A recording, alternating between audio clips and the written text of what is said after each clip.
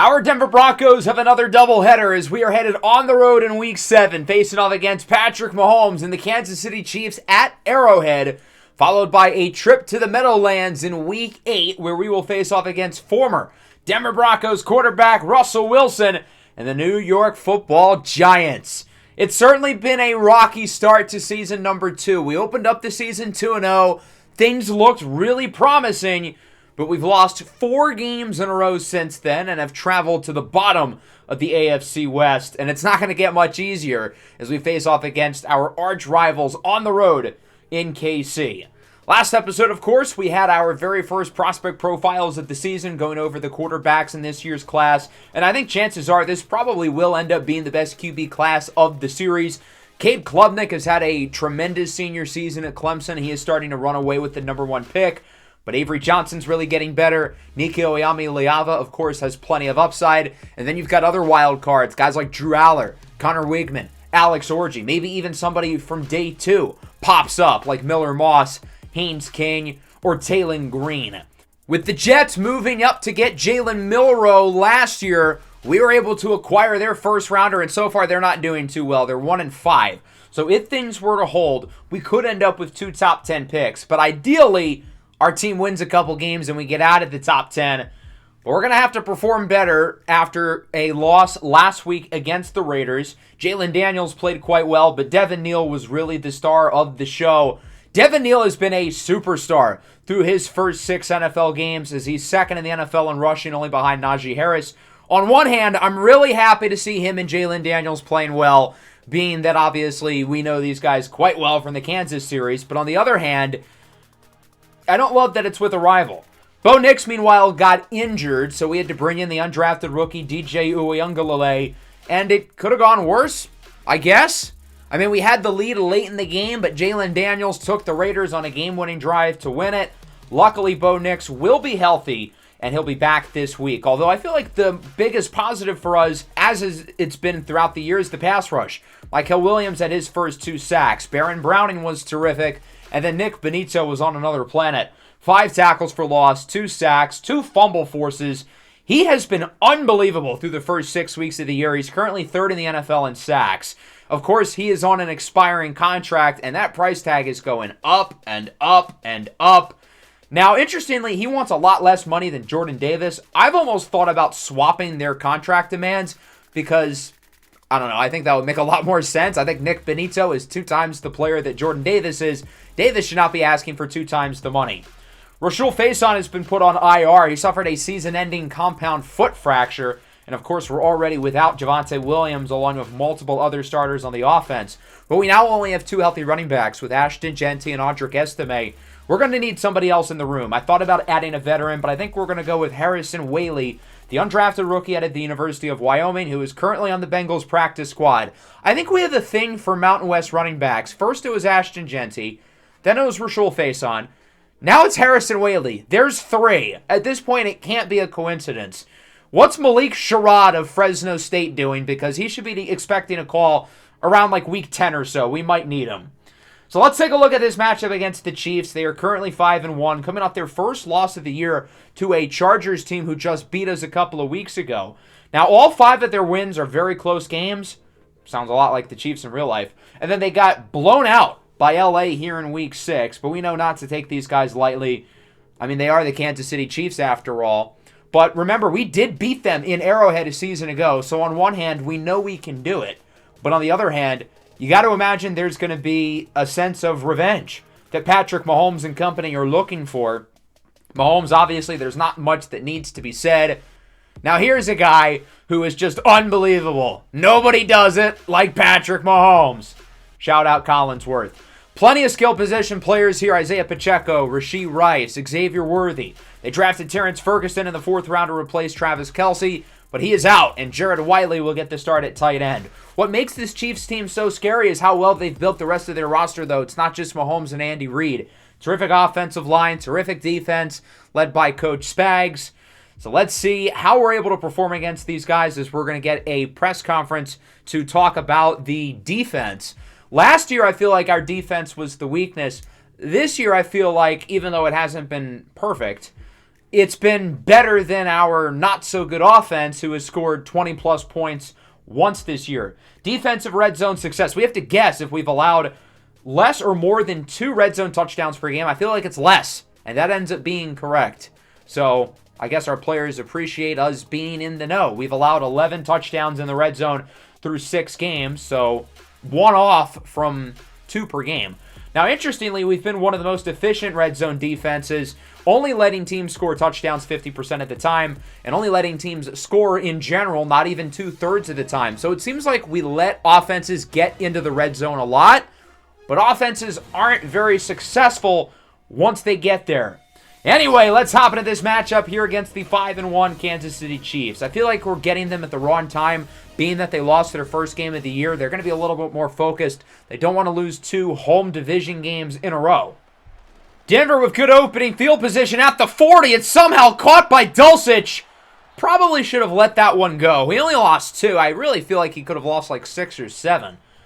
But Bo Nix with no time to throw it, as has been the course throughout the year. Chris Jones with the pressure. 2nd and 12. Nix under more pressure. Tries to roll out of the pocket. Throws it away. Again, that's been the story of the year. The offensive line's not blocking for him. The receivers aren't getting open. Now on 3rd and 12, he goes short. It's Troy Franklin who will get the first down. There you go. When you give him a little time to throw it, something can happen. Of course, it hasn't been a great season out of Bo Nix individually, but it does feel like the offense around has failed him. On 3rd down, he goes short for Dulcich. Wouldn't really have had time to survey the field and look deep. As Drew Tranquil brings him down, that'll bring out the field goal unit after not the worst opening drive in the world, all things considered. 48-yarder for Lutz is no good. Wide to the left. Who drove Anthony Escalante off of the Kansas campus and dropped him off here at Arrowhead? Lutz misses the kick, and this game remains scoreless as the Chiefs get possession. 3rd and 3 from around the 45 for Mahomes and company. As it looks like he has a man in motion, that's Rashee Rice. Looking to throw it, goes short. It's Isaiah Pacheco, the angry runner. Gets the first down, wrapped up by P.J. Locke, but not before getting it to the 37-yard line, moving the chains. 2nd and 10 now, here's Mahomes. Has time, he's intercepted! Riley Moss picks it off. White Lightning gets it for the Broncos, as Davis appears to be a little bit banged up. Even though that was an interception and a horrible read and a horrible throw, I don't know, Jim. That was a heck of a play by Mahomes. Broncos back with it. 2nd and 8. Here is Harrison Whaley to the outside. His first NFL run goes for a gain of 5. And so that'll make it a 3rd down and 3. Bo Nix looks to throw it. Goes short. It is dropped. Rivaldo Fairweather, the rookie out of Auburn, cannot hang on. And again, even though Bo Nix has not been great as a passer, the offensive line and the receivers around him continue to play at a very bad level. That would have been a first down if he held on. Up the middle, Jared Wiley, the second-year pro out of TCU, brings it to the 31, competing with Terrence Ferguson, the rookie from Oregon, to be the long-term starter at the tight end position, replacing the Hall of Famer Kelsey. Up the middle, Wiley again breaks the tackle for Marvin Grant and brings it to the 47. Although Grant wasn't able to bring him down there, he is amongst the NFL league leaders in tackles after leading the NCAA in tackles a year ago at the University of Kansas, as that one is hauled in at the 34 by Xavier Worthy. Now with it at the 12. This game has had a lot of action despite no scoring so far. Chiefs looking to change that on 2nd and 4. Mahomes is brought down. It's Jonathan Cooper who leads the way, and who else but Nick Benito to finish him off. That's 7 consecutive weeks for Benito to open up the year with at least half a sack. He has been on another level. We might need to talk about the Defensive Player of the Year race with him, given how well he's played. But on 3rd and 17, Mahomes fires for Rashee Rice, who brings it to the 6-yard line. Now that was actually a heck of a play by Mahomes, threading the needle between 3 defenders, scoreless through 1, but the Chiefs should be able to change that pretty early here in the 2nd, as they have the ball in the red zone inside the 5-yard line at the 4. 2nd and goal. Jaden Ott, the rookie running back out of Cal, is in the backfield with Mahomes. Pacheco shaken up earlier on the drive, as this one is caught for a touchdown by Xavier Worthy. It looked like Mahomes was going to throw that right to the defender, but Worthy does a good job of finding the ball, making the play, and despite his smaller frame, holding onto it, absorbing the hit from the bigger, much bigger, Drew Sanders. as Denver gets it back. Whaley breaks a tackle. First and more. An impressive run by Harrison Whaley as he is out of bounds, but not before moving the chains for a Broncos first down. Nix is intercepted. Trent McDuffie picks it off, and with nobody in front of him, he's going to take it to the crib, taunting the Denver offensive lineman as he walks in, and the Chiefs lead at 14-0. Nix was under some pressure there, but that was not the read. Not a good play there by the quarterback. And Denver gets it back, trailing 14-0. Here's Audric Estime up the middle, breaks the tackle. Estime has been the elder statesman in the running back room, even though he might be the youngest player on the entire roster at just 21 years old. 3rd and 2 at the 40. Short throw, caught. First and more for Adam Troutman. The offense is moving it slowly but pretty efficiently on this possession, and a touchdown would put them back in the ballgame. 2nd and 15, here's Ashton Jeanty, the standout rookie. Jeanty gets by the second level, and he is gone! 33-yard score for Jeanty, and the Broncos are on the board. In a season where the offense has been really inconsistent so far, and there haven't been many positives, Ashton Jeanty continues to impress. This kid is the real deal. He has had a nose for the end zone all season long, and that'll make it 14-7. Chiefs back with it. 2nd and 10 at the 28. It's Isaiah Pacheco. He gets a big run to the 45. Pacheco struggled in both matchups against us last year, but he's looking good here. Now, Pacheco has not been re-signed. He's on the last year of his contract. The Chiefs are obviously going to have some cap casualties with how good this roster is, as Mahomes is sacked by Baron Browning and Drew Sanders with half a sack each. But as I was alluding to earlier, they might not have enough money to bring back a guy like Pacheco, which is why they drafted Jaden Ott in the 3rd round to begin with. 2nd and 15, Mahomes up the middle. He's got Rashee Rice. Hide your car keys, because Rashee Rice is coming in quick. Going 50 and a 15 as he brings it to the 34-yard line. 2nd and 1 now. Pacheco with it, up the middle, finds some room, breaks the tackle from Surtain, and he takes it all the way. Pacheco originally took the wrong hole. It looked like he was going to lose yardage, but he does a good job there of cutting to the right side, and he is in for a score, making it 21-7, and Denver has it back. Again, looking to make it a one-score game. On first down, Nix goes short. It's Josh Reynolds, his first reception since week 1. As Reynolds has missed most of the year so far with an injury, good to have him healthy. But I don't know what his role is going to look like with a crowded receiving room, more reps for Troy Franklin, and obviously Tez Johnson has been the real deal. That's Harrison Whaley on the screen with the first down. Whaley remains in the game. He'll get it on 3rd down, but he is wrapped up after a gain of around 4. Nobody was open. Bo Nix just decides to check it down, and we're going to punt it away. We're going to try to pin him deep. I don't trust Will Lutz from 57. As here's Rigoberto Sanchez. Look at this! It goes off the pylon and is ruled as a touchback. Inches, literal inches away from having that down at the 1. That would change the entire complexion of the drive. The Chiefs would be trying to fight off a potential safety. But now, they have the ball with real field position and can make it a 3-score lead going into the break. From the 32, here is Mahomes with time up the middle. He's got his man, Hollywood Brown. The speedster brings it to the 39-yard line. We didn't even mention him at the beginning of this game, talking about all the explosive weapons on this offense. Down to 7 seconds left. The clock is running. They've got to snap the ball and do something as it is broken up. Big hit on Worthy by Surtain. The Chiefs did have a timeout there, so they could have called it even if he had made the play. So with 2 seconds left, they're going to bring the field goal unit out. It's a 56-yarder for Harrison Butker. It is wide to the right. Fitting.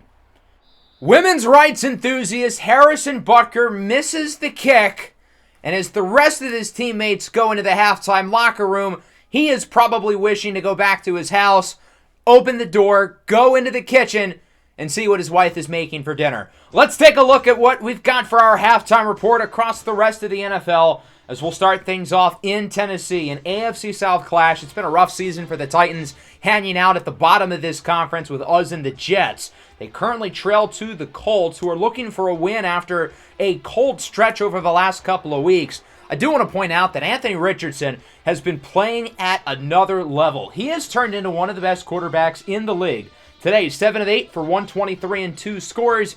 Colts on top, 21-7 over Tennessee. Next up, we've got an NFC South clash. New Orleans and the rookie Carson Beck facing off against Carolina and Bryce Young. And he has been the story of this first half. Bryce Young is on a heater. 1 incompletion, 3 touchdowns. Call him Jared Goff with that kind of efficiency. This throw by Deontay Johnson helped lead a 24-10 score for the Panthers, who look to improve their record to 5-2. Carolina, it looks like you guys might have yourself a quarterback. And last but not least, we've got another interdivision matchup. This is the week of division rivalries. In Philadelphia, our opponent next week, Russell Wilson, has the Giants tied at 7 with this touchdown pass to second-year wideout Malik Neighbors. The Eagles, I feel like in particular, really need a win. It's been a disappointing start to the season for them. Only 2-4 thus far. Jalen Hurts hasn't been all that spectacular, not just today, but throughout the season in general. And if they lose this game, dropping to 2-5, their playoff chances might be down the toilet. So as we go into the second half, there's a lot to work on. We really have not looked all that good. The passing game has been anemic again. It just feels like this offense is kind of broken. Bo Nix hasn't been great, and he deserves his fair share of the blame. But again, the receivers have been a disaster. The offensive line's been a disaster. There's no downfield passing for this team because he has no time to throw it, and nobody's getting open. As Kansas City opens up with it here in the third. What a strike for Rashee Rice.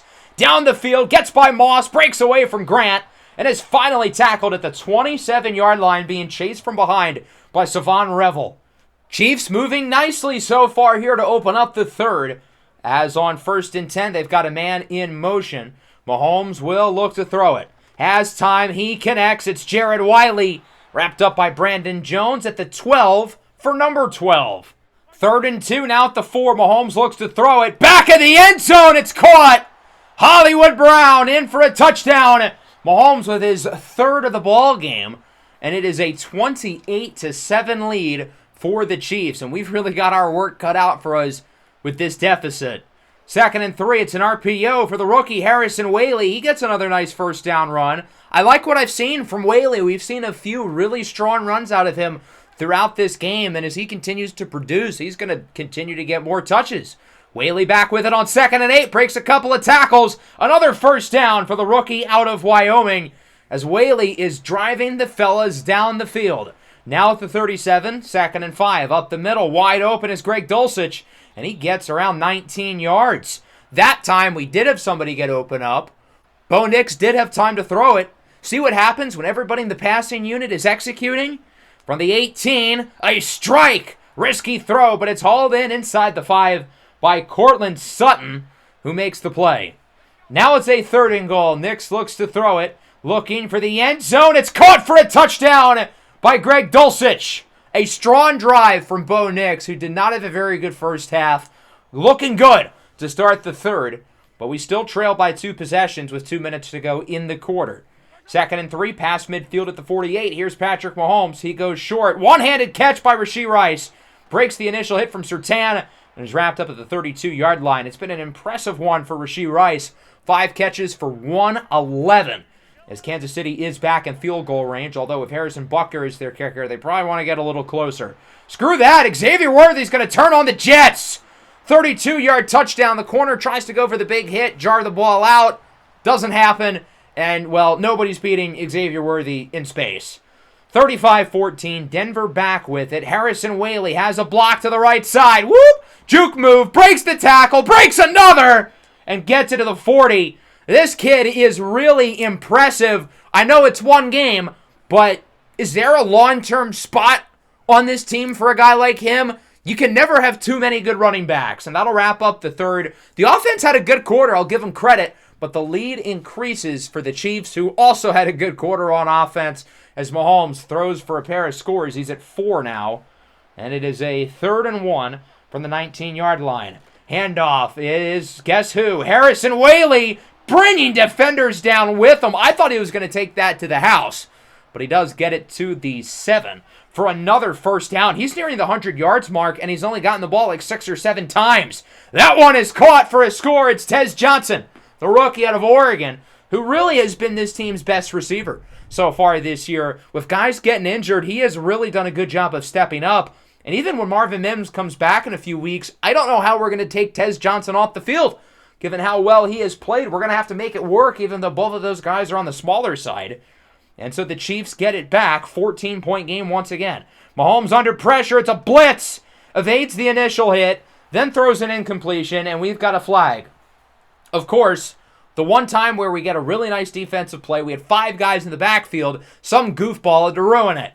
Riley Moss with an illegal contact, so now it's a first down past midfield a few plays later. As that one is hauled in by Worthy. Surtain running around in circles. It's been a rough game for Surtain, who has really struggled over the last 4 weeks since signing his extension.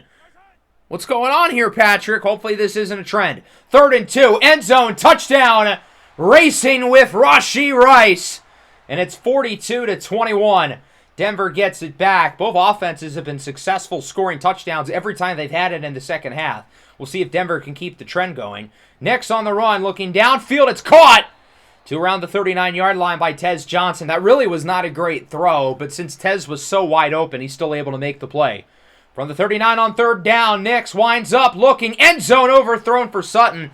I think he had a step on the rookie out of Ohio State, Denzel Burke, but a little bit too much mustard on that one from Nix, and now it's a 4th down as he looks to throw it under pressure and nobody's open. He's just going to have to launch it up at some point, and that one is incomplete, thrown into the defender. So the Chiefs get the stop. They'll get it back on offense, looking to chew clock and finish this game off essentially for good, as it's now 3rd and 7 with under 3 minutes to go. Short throw is caught, and that will go for a first down as the Chiefs are able to move the chains. It's another 3rd down now, 3rd and 7. Play action, Mahomes is sacked. Brian Asamoah on the blitz. In hindsight, we probably shouldn't have called the timeout there. We should have just waited for the 2-minute warning, but we're down by 21. I don't really think it's going to matter. Nix tries to run out of the sack. He cannot, as he's eventually tracked down out of bounds by George Karlaftis. Furious George, and it's now 3rd and 15. Nix dances around, scrambles with it, might look to run with it again, and you see when you give Bo Nix time, good things happen. He can move a little bit, but he hasn't been able to scramble as much as he did last year because, well, the offensive line isn't giving him room to do it. 3rd and 10, looking downfield, it is caught by Sutton. That'll move the chains, but they've got to go no huddle, being out of timeouts. 2nd and 10 from the 44. Here's Nix. He'll go short. It is caught. Franklin laterals it to Genty, and he's out of bounds. A little trickery by the Bronco offense there. Good job by Troy Franklin to really be the one who made that play. 2nd and 10, probably the final play of this one. Nix goes deep, tipped it incomplete, and that will do it. The Kansas City Chiefs win it 42-21. The Chiefs improve to 6-1, while the Broncos fall to a record of 2-5.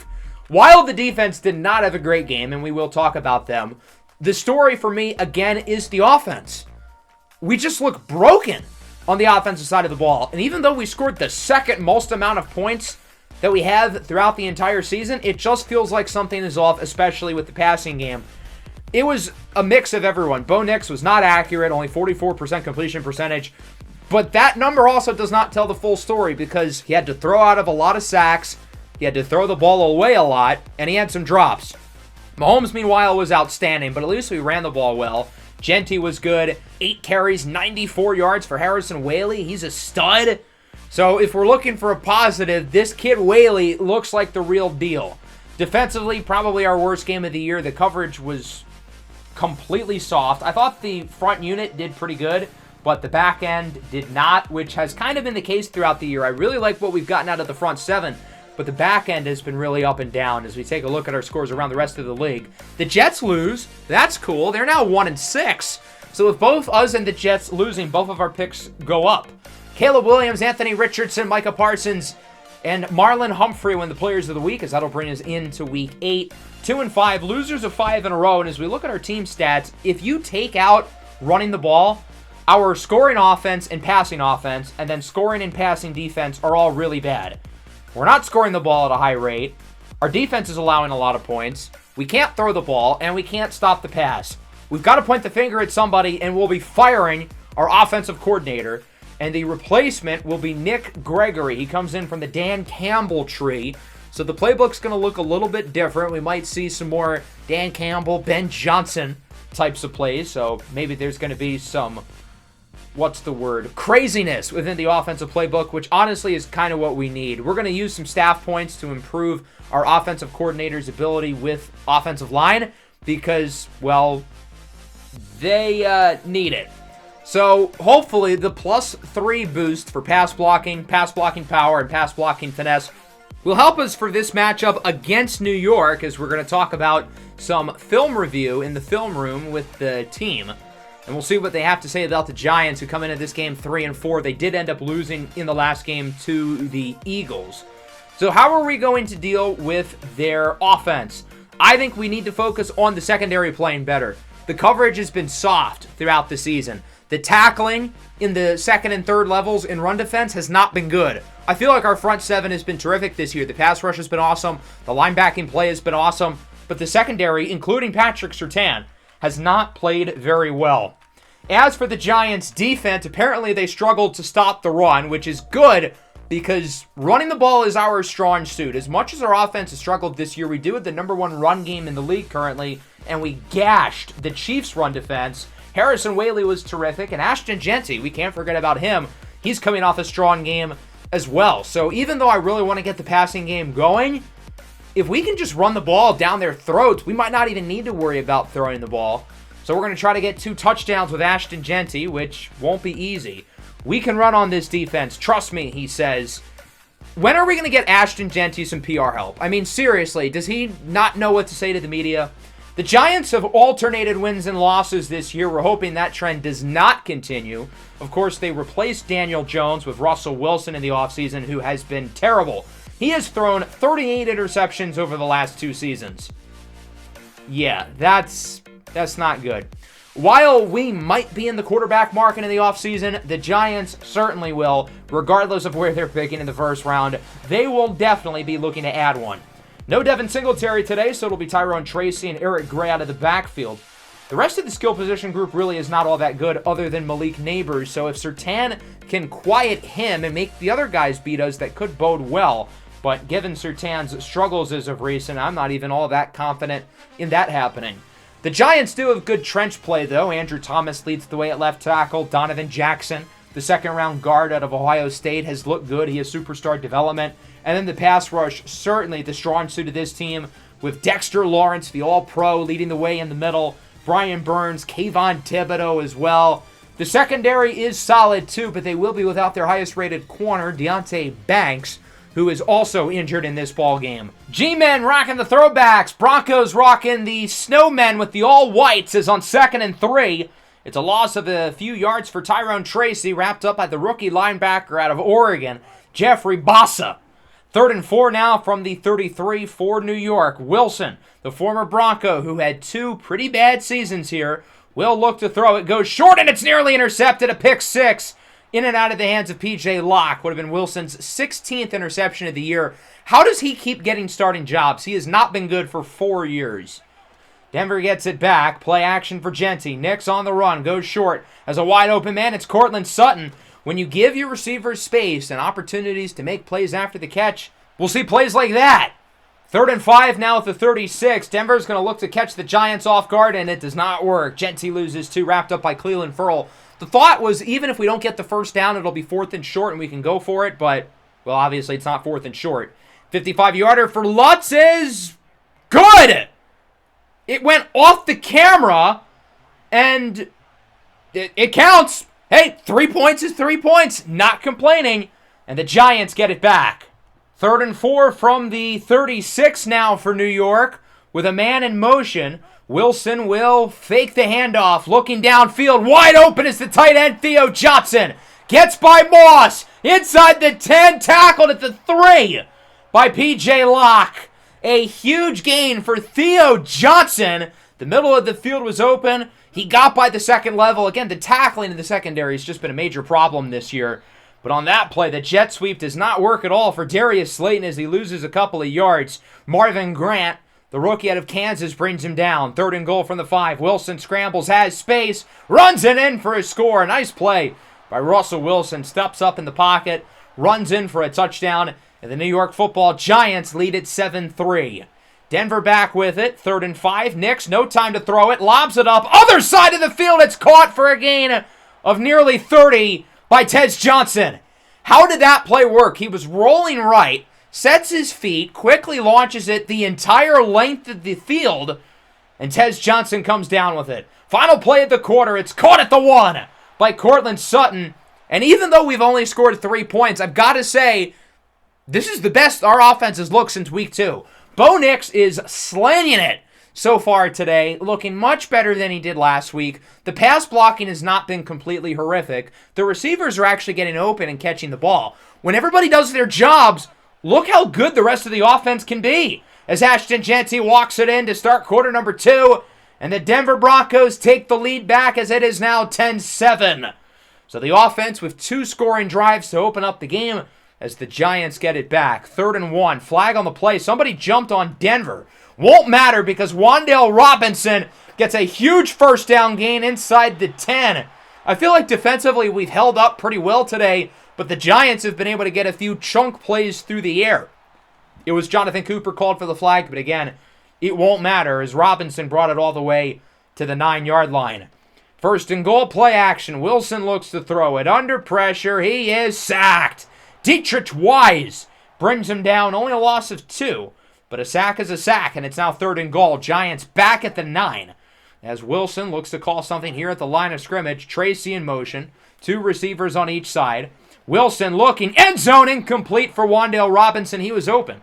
Not great coverage by Surtain.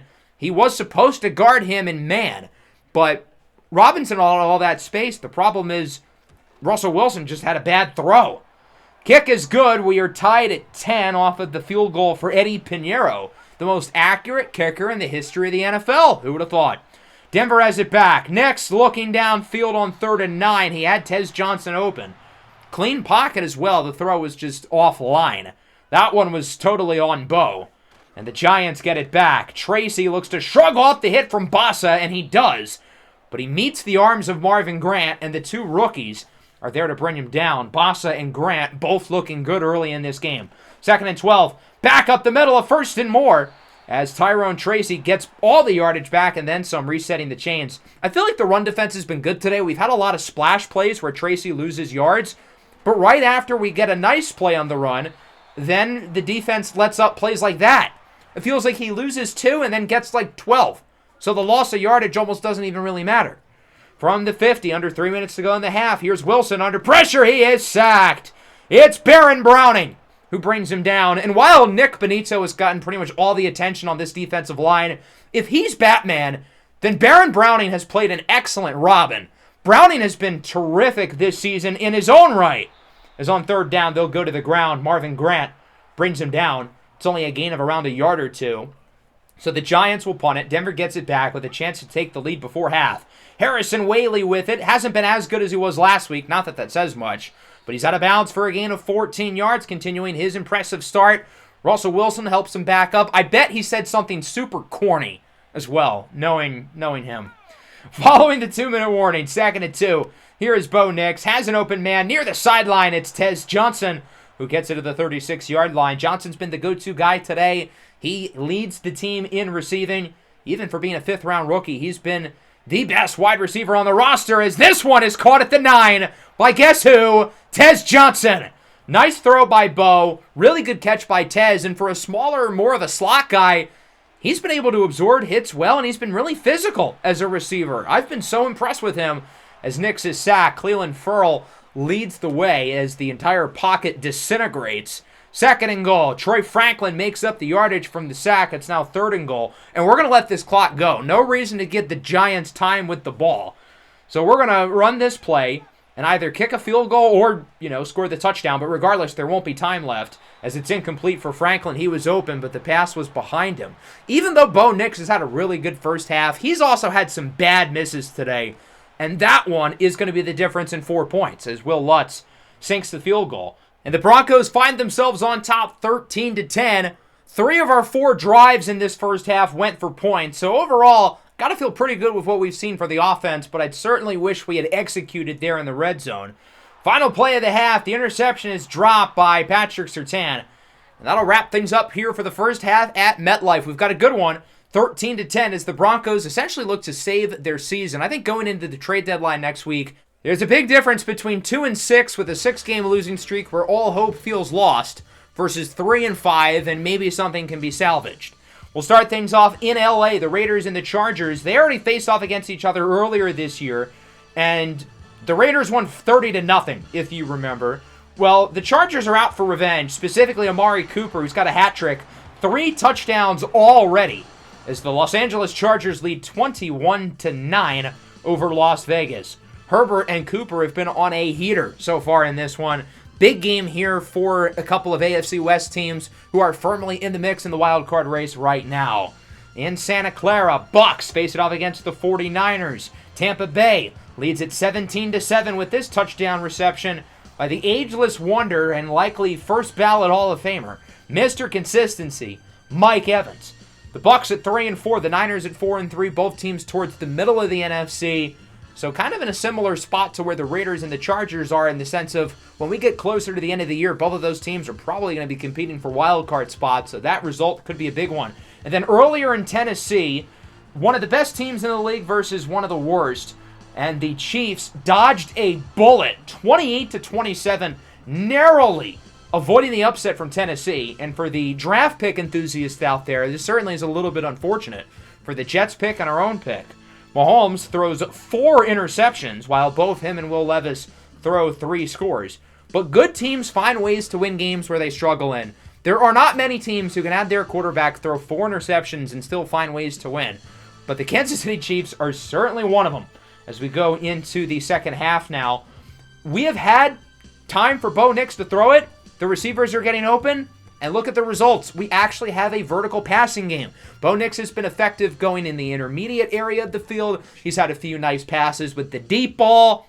Let's keep it going, especially in that 10 to 20 yard range. And then defensively, I like what I've gotten out of the pass defense, but we haven't really been able to stop the run consistently. Again, we've had a lot of splash plays in run defense, but we're letting up too many 8, 10, 12 yard gains at a time as Dulcich drops it on 3rd down.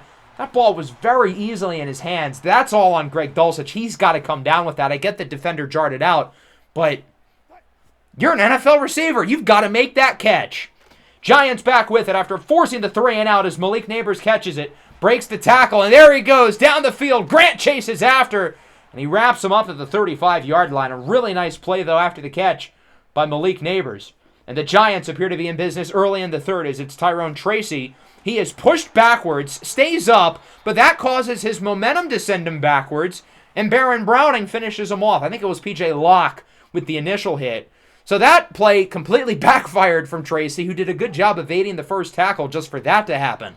3rd and 12, Wilson hit as he threw it by, again, Baron Browning, who continues his outstanding season. The sack numbers haven't really been there for Browning, but I think he already has double-digit TFLs. He's been great in the run game. Really sending a lot of pressures as Pinheiro misses the field goal. And it'll remain 13-10. Denver will keep their lead. And they'll look to add to it on this possession with plus field position.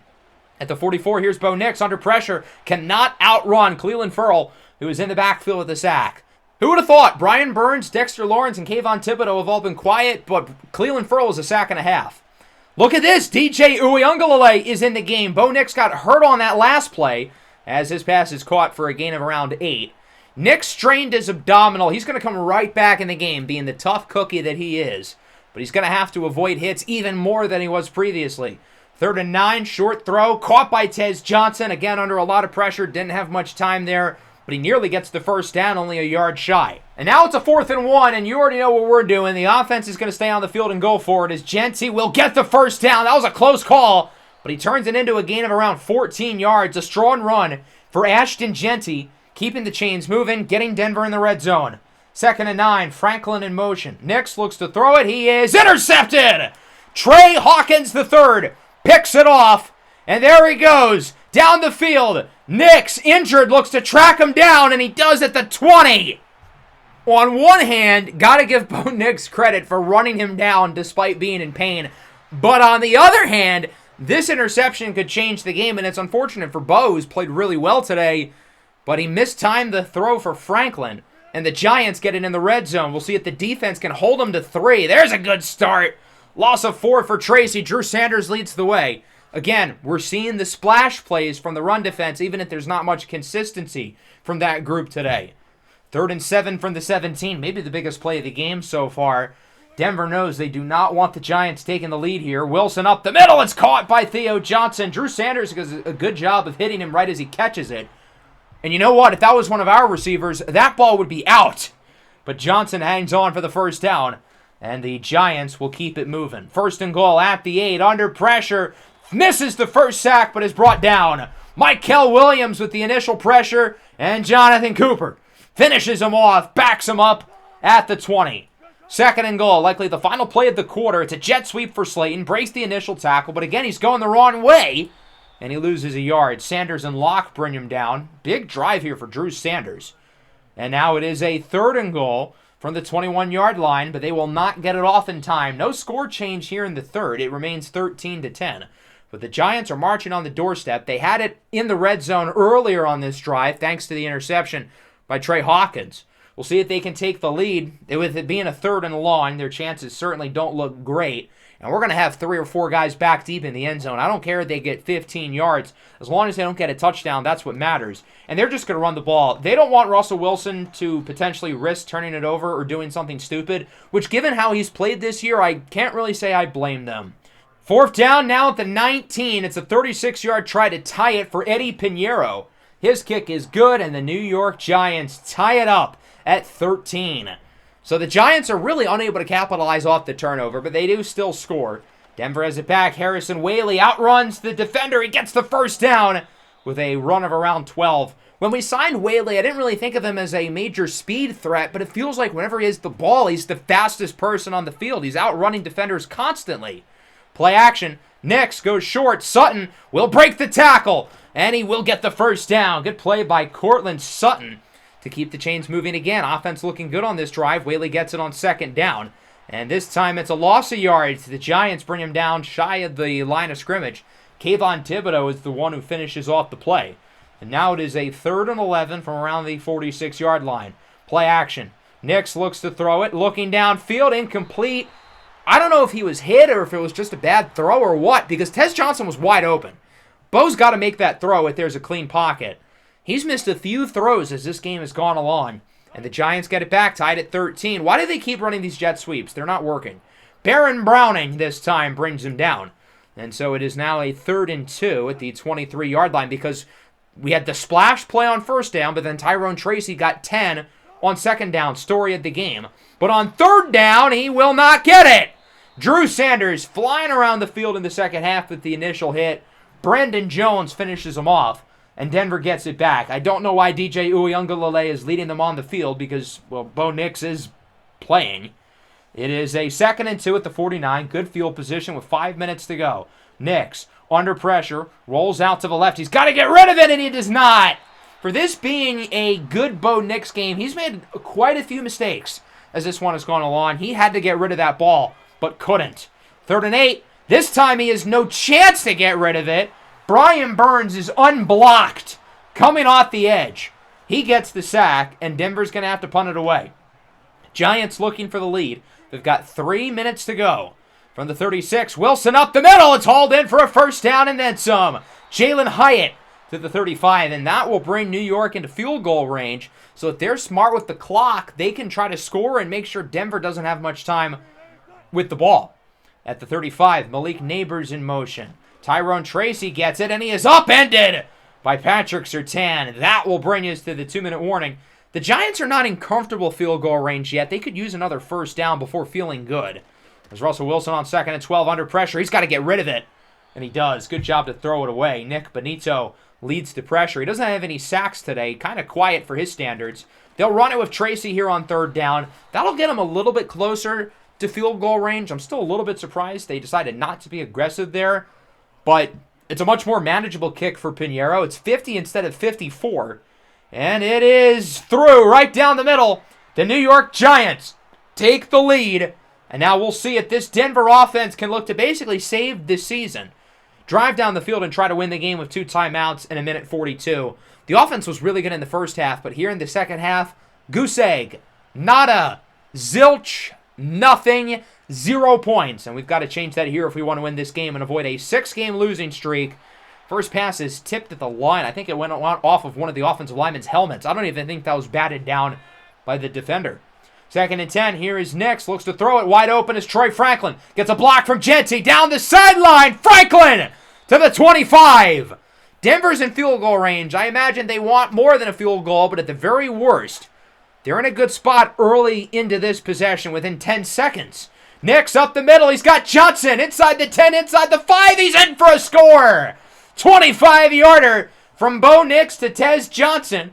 For Tez, that's his first career 100-yard game.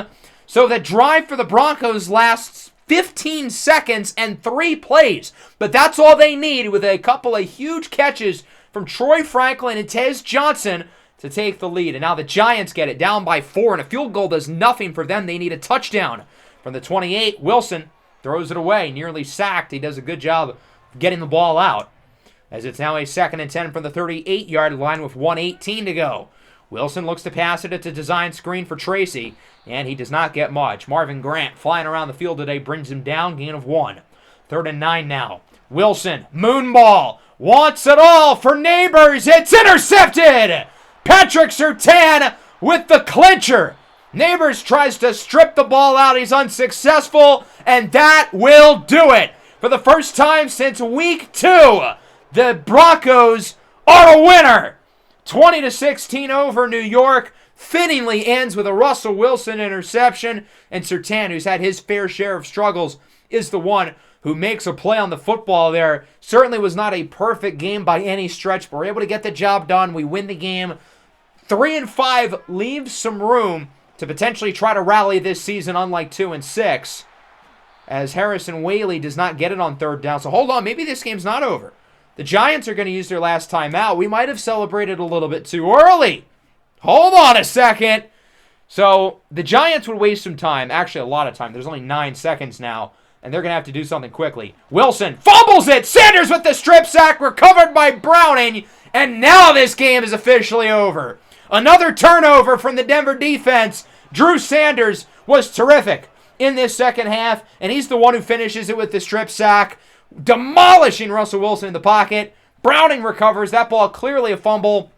Even if it wasn't a fumble, the clock would have expired anyway, so it doesn't really matter. But Denver wins it 20-16, improving to a record of 3-5. They get our first win since week 2. The defense was clutch. When we needed them to get stops, they did. In that second half, Drew Sanders was a man on a mission. Holy cow, was he good. As for the offense, it was a tale of 2 halves. In the first half, I thought we looked really impressive. We moved the ball down the field at a high level. The passing game was really clicking. In the second half, not so much. It looked like the offense we've seen over the last month or so that was broken beyond repair. But when we needed the big drive at the end of the game from Bo Nix, he had a couple of big throws and some really nice plays after the catch by his former Oregon teammates Troy Franklin and Tez Johnson to propel us to the victory. And at 3-5, maybe we can make a little noise at the deadline if we want to. We'll talk about that in just a moment. Overall, though, pretty solid game. I thought Bo Nix, again, was pretty good. The offensive line gave him time to throw it. The receivers actually got open, and he was pretty good. He wasn't spectacular. He definitely missed some throws that he absolutely should have made. He had the interception that was on him. It was a bad throw, but higher completion percentage, higher yards per attempt. That's not a coincidence. He's able to push the ball downfield. The guys are getting open, able to make plays. As for Russell Wilson, not great, which I guess isn't really a surprise. Ashton Genty wanted 2 touchdowns. He only got 1, but he still played a pretty good game, as did Tez Johnson and Troy Franklin. Johnson in particular, 7 for 107 and a score. He continues to be Bo Nix's most trusted receiver. And again, even when Marvin Mims comes back, Tez Johnson is not going to be taken out of the lineup. He's playing too well. Speaking of playing too well, Drew Sanders was awesome. 9 tackles, 3 for a loss in the game-winning strip sack. Busy day for Baron Browning. We did not have a huge game from Nick Bonito, though. First game without a sack all season. But he was matched up with Andrew Thomas, so it is sort of understandable. Andrew Thomas is one of the best left tackles in the NFL. And shout out to Patrick Surtain as well. He hit the interception at the end of the game, too. So a good win, our first win since week 2 to try to give us some momentum here for the second half of the season. Ashton Genty's frustrated that we didn't do a great job of exploiting their run defense, but I thought we ran the ball fine. I mean, not great, but not poorly. The Jets lose again. They are 1-7. Man, they suck. That pick is now projected 2nd overall, only behind the Titans. Caleb Williams wins Player of the Week again, as does Micah Parsons, who has 9 sacks in this episode alone. Joe Burrow and Devin Lloyd win the Players of the Week in the AFC. And then look at this. Nick Benito, first place for Defensive Player of the Year. And again, you know what? He completely deserves it. He has played at that level. Ashton Gentry first for Offensive Rookie of the Year, in which would be a great race with these running backs and Tez Johnson. Jeffrey Bossa, 5th for Defensive Rookie of the Year. Gentry, Benito, Browning, all getting love. Got to shout out Sebastian Benjamin, though, the rookie drafted at the end of the 4th round out of Western Kentucky. Drew Sanders, Pat Surtain, and Riley Moss also getting some top 10 consideration. As that brings us to the next episode, we'll be playing the Chargers.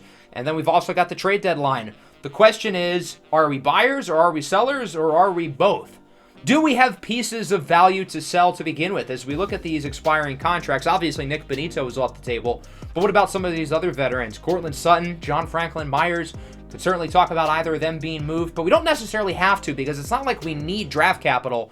If we want, we could always move back with one of those first rounders and add some mid-round picks that we're currently missing. So because of that, I feel like we have more flexibility to potentially buy, add some pieces, particularly to the offense, whether it's at wide receiver, tight end, or offensive line, because those are the 3 spots that really need it on this team.